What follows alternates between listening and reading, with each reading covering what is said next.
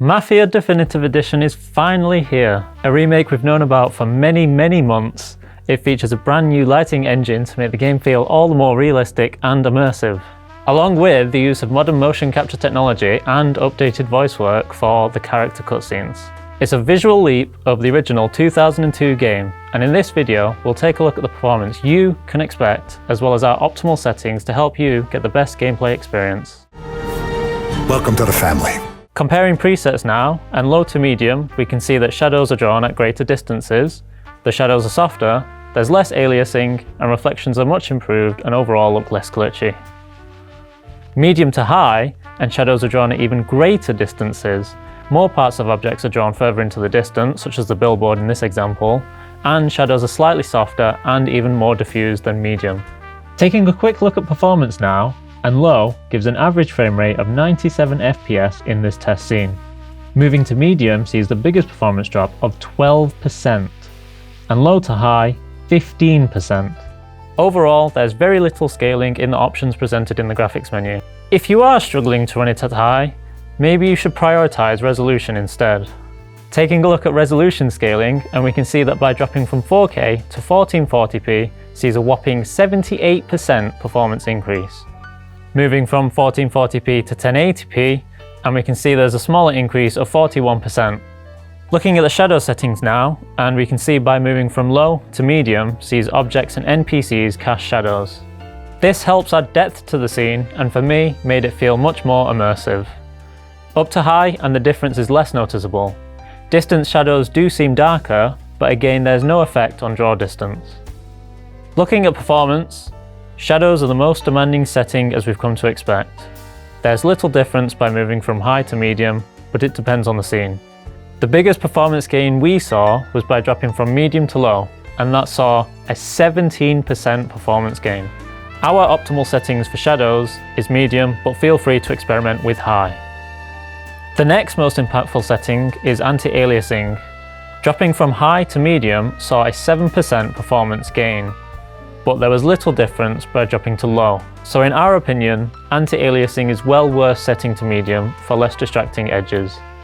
So those were the two settings that had the biggest impact to performance. However, these other settings did help improve gameplay and performance, so they're well worth giving a look. Reflections. Most of the reflections in games of the building and environment are just static cube maps. There are dynamic elements such as NPCs, vehicles, and some street signs which are reflected from the screen space. So you'll see things reflected in car windows, shop windows, puddles, and it really helps to immerse you in that world. All settings seem to offer the same resolution cube maps. There is small impact on the distance at which objects are reflected. Switching between low and medium can see softer reflections, and reduces the somewhat glitchy appearance in certain cases. Medium does come at a 4% performance hit compared to low, but it is still worth it. High reflects lights not seen in medium and costs just 2% more. Our optimal setting then for reflections is medium. If you have the headroom for it though, go for high. Onto the vegetation setting, and this affects the quality of vegetation as you'd expect. It does not, however, affect the distance in which vegetation is rendered. At higher settings, trees, bushes and grass appear thicker and more detailed. Medium and high look almost identical other than the grass. Testing in Claviny Gardens, and we saw just a 3% performance gain by dropping from high to medium. Medium to low saw an equal 3% performance gain. Since most of the game takes place in a built-up area of Lost Heaven, there's very little vegetation in the game, so it's unlikely to have that much of an impact. As such, we would recommend setting this to medium. We feel those are the most demanding settings on performance. We'll run through, real quick, some of the other settings. Geometry detail affects the distance before which objects are rendered using their lower quality models. This generally only affects objects that are far away, so this shouldn't be too noticeable. There's visually little difference between medium and high, and just a very small performance impact versus low, so well worth setting to medium. Unfortunately, the other settings didn't seem to work as intended. Depth of field had no visual difference and didn't blur the background objects when looking at ones up close. Direct and indirect lighting seem to have no visual effect regardless of shadow quality. Decals didn't change the quality of static image assets like ground textures or posters as you think it would. Similarly, volumetric effects didn't affect the resolution of God rays or the smoke or fog. As such, you can set them all to low. So these are our optimized settings then. Depth of field off, motion blur set to taste, geometry detail medium, vegetation medium, decals low, direct lighting low, indirect lighting low, shadow quality medium, reflection quality medium, volumetric effects low, and anti-aliasing medium.